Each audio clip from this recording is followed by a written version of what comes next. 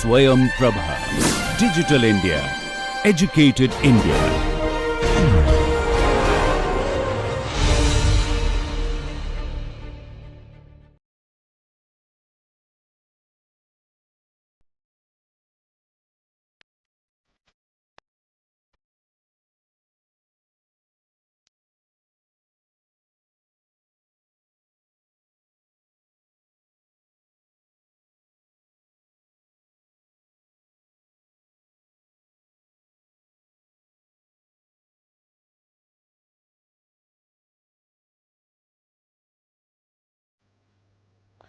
Welcome to the course on medical law. This lecture will be about comparative law on organ transplantation. The concepts covered in this lecture are overview of legal framework on organ transplantation, the legal position in US, legal position in UK, Indian law on organ transplantation and comparative analysis. The keywords of this lecture are organ tourism, organ donation, organ transplantation, organ trafficking and regulatory law. Organ transplantation is referred to as the transfer or engraftment of human cells, tissues or organs from a donor to a recipient to restore functions in the body. It is considered as a medical miracle of the 20th century and it has evolved over years to be a viable treatment option for those affected due to organ failures. So, advancements in the field of science and technology, including medical science, has led to a situation where now it is possible for medical experts to transplant human organs. So, this has given a ray of hope for patients who are affected with terminal illness due to organ failures. So, for patients who are affected with organ failures, now there is a possibility of transplanting their organs from another human being. For a long time, there was no legal framework to effectively regulate organ transplantation and prevent commercial transactions. So, for a long period of time, there was no adequate legal framework to effectively regulate organ transplantation which is happening in the country. So, this has led to a scenario that there were commercial transactions happening in order to facilitate organ transplantations. So, donors were identified after payment of substantial amount and organ harvesting was also happening, which are unethical and illegal practice. The need for a comprehensive legal framework was felt due to the increase in the unethical practices and the proliferation of organ trade. Organ donation is defined as the act of giving one or more organs without compensation for transplantation into human body. So, what is generally encouraged is organ donations. So, a human being willingly donates his organs to another person for transplantation and there is no monetary consideration involved in such transactions. So, it is possible that some of the organs can be taken from a live donor. One of the example is kidney. Similar to that, many other organs can be taken only from patients who are brain dead. So, a live donor can give a consent that in case of any unexpected scenario, organs from his body could be used for transplanting into a patient.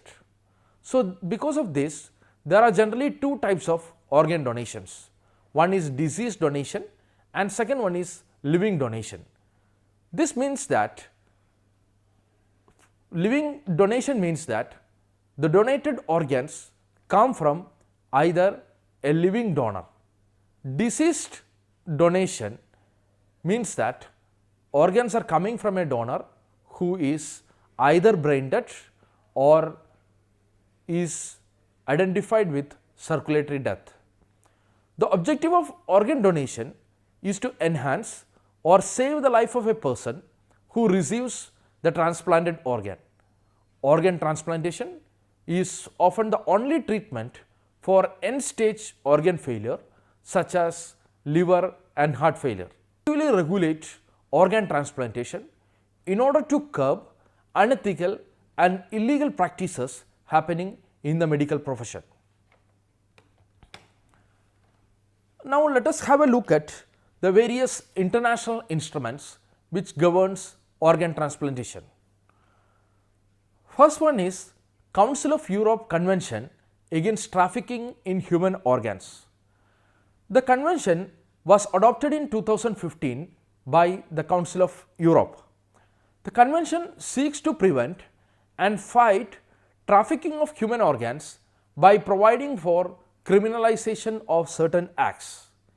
It also protects rights of victims and facilitates cooperation at domestic and international level on action against trafficking of human organs. This is a convention which was adopted by the Council of Europe. So, it is applicable only to European countries who are part of the Council of Europe, and recently Israel has also become part of the Convention against Trafficking in Human Organs. It facilitates cooperation at domestic and international level in order to prevent trafficking of human organs. It also requires the member countries to criminalize certain offences like trafficking of human organs, organ harvesting, taking of human organs without consent, and many other things.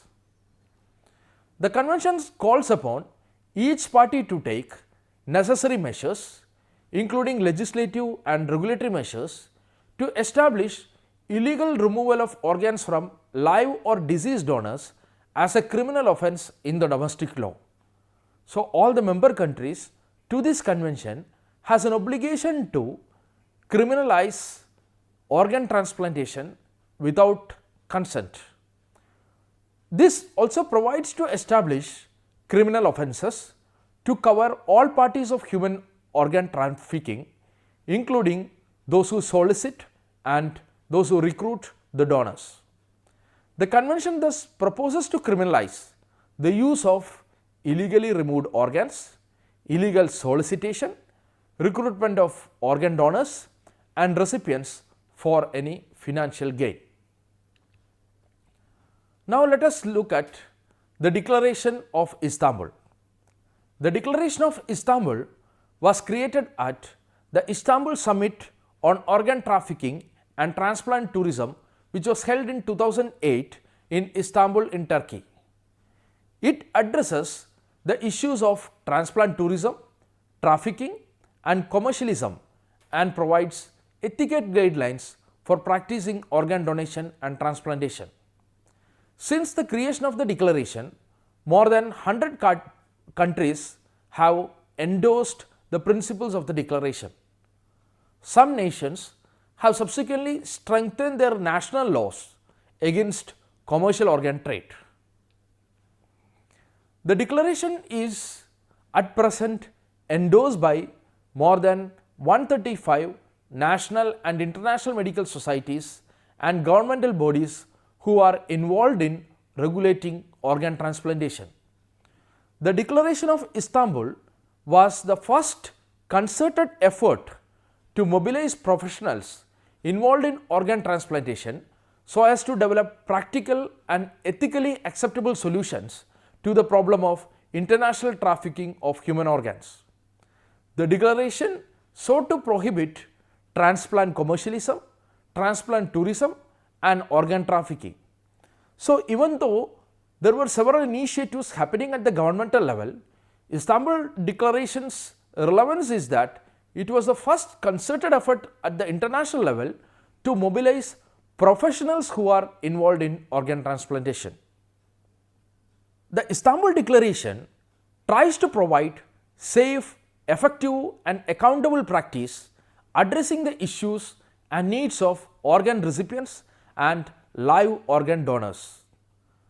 One of the major objectives of the declaration is to maximize the benefits from the organ transplantation and share them equitably with the people in need. As per the principles of the Istanbul Declaration, trafficking in human organs and trafficking in persons for organ removal should be prohibited and be considered as a criminal offence. It also states that organ transplantation should be a commercially neutral act. So, this means that there should not be any financial motivations involved in organ transplantation. So, donors or recipients should not be solicited on the basis of financial incentives.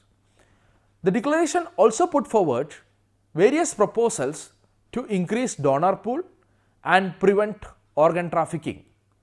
The declaration specifically addressed measures which are required to prevent commercialization of transplants, transplant tourism, and also to encourage legitimate life-saving transplantation programs. The World Health Organization has also come out with guiding principles on human cell, tissue and organ transplantation. The WHO guiding principles was endorsed in May 2010 by the 63rd World Health Assembly resolution and updated considering the changes in practices and perspectives with respect to organ and tissue transplantation. The guiding principles intends to provide an orderly, ethical and acceptable framework for the procurement and transplantation of human cells, tissues and organs for therapeutic purposes. The principles emphasize the significance of ensuring proper documentation, enhancing transparency for quality management and justify the confidence of patients, clinicians and community at large in donation and transplantation services. The guiding principles thus reiterates the need to follow an ethical, acceptable legal framework for human organ transplantation. The most important provision of the guiding principle is 5, which intend to avoid payments for organs as it is likely to take unfair advantage of the poorest and most vulnerable section of the society. There are also provisions which prohibit advertisements for inviting donors with an aim to involve commercial dealings.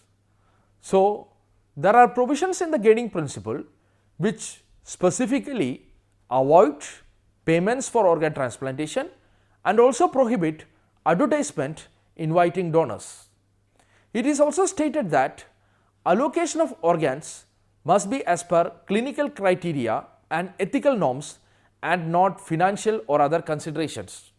So, financial or monetary considerations should not be considered at all while making a decision regarding organ transplantation.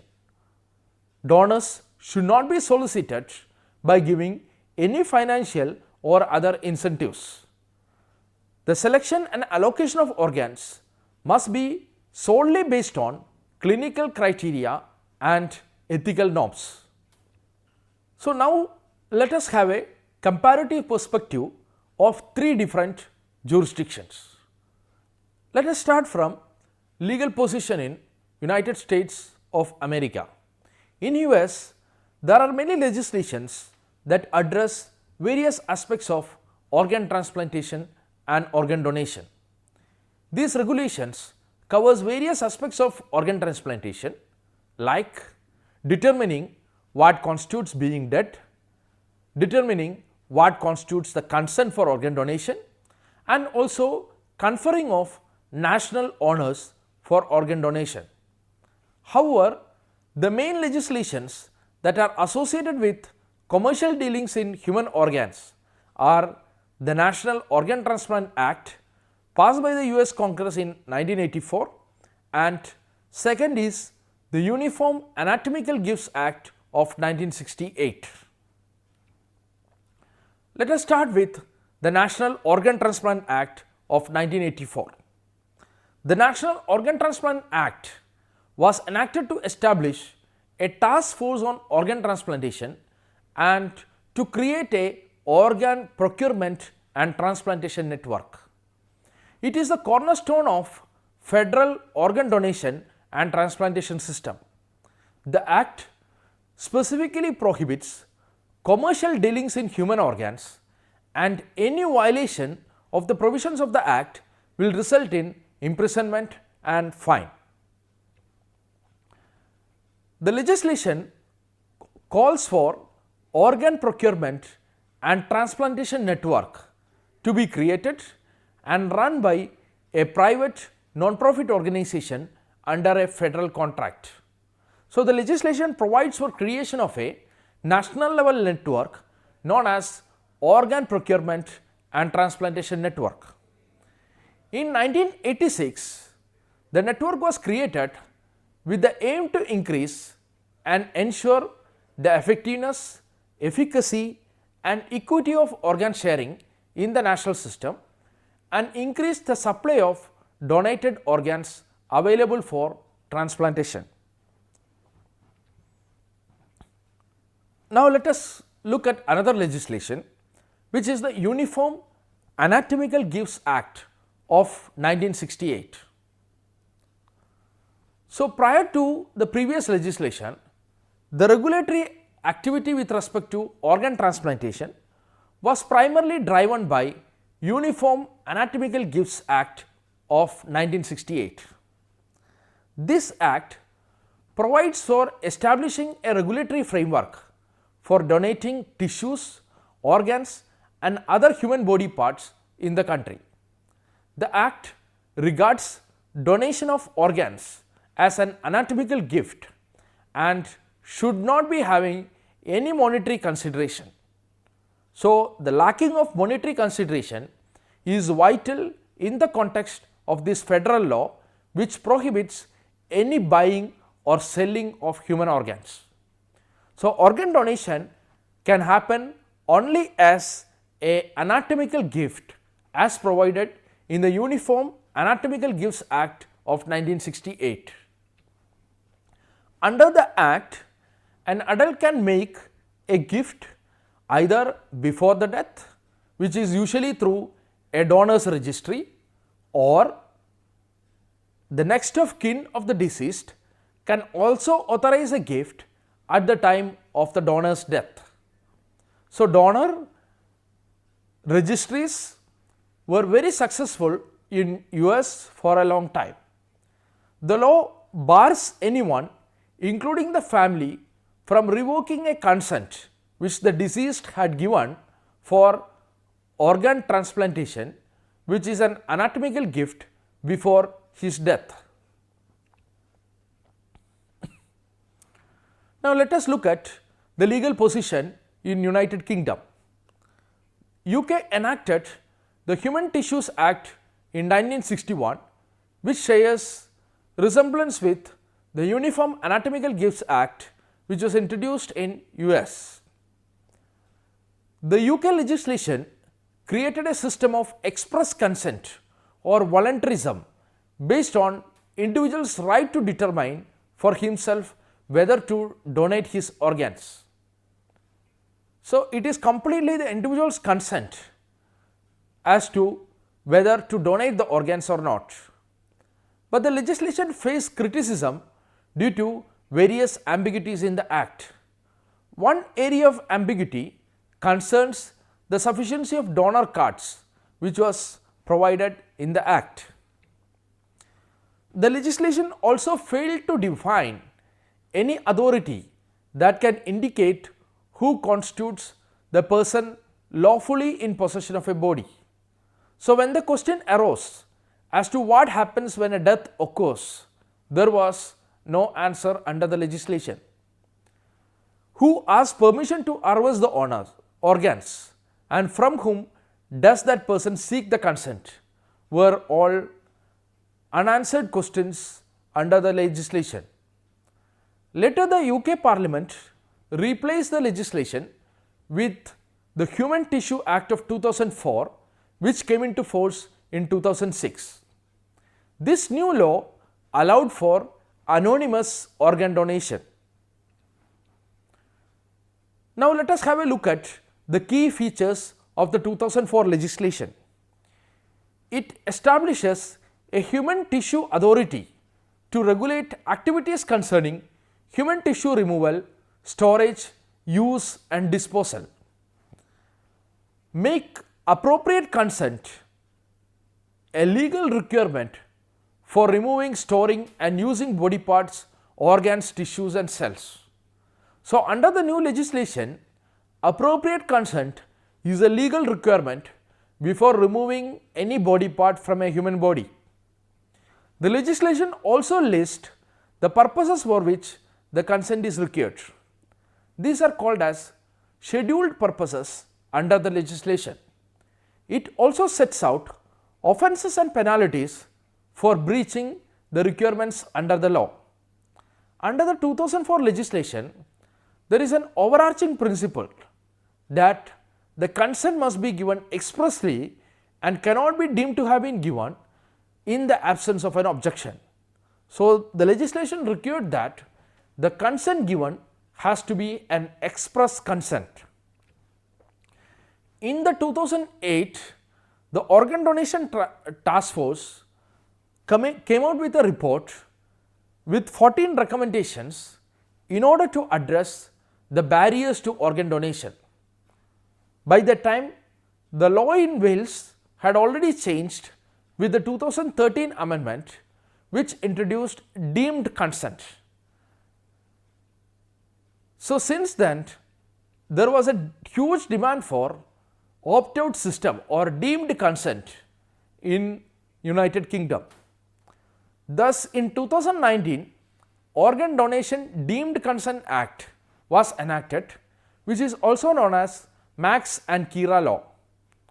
This law came into force in England in 2020 and it represents a shift towards opt-out or presumed consent system for organ donation. So, under this law, it is presumed that an individual has given consent for organ donation. So, if a person does not want to give consent, then he has to opt out of the system. The new Organ Donation Deemed Consent Act amends the 2004 legislation and bring an opt-out system, but it does not change any rule in consent to organ donation in respect of children under 18 years or people who have expressly made a decision on consent before their death. The Act also does not change the rules relating to donation by a living person.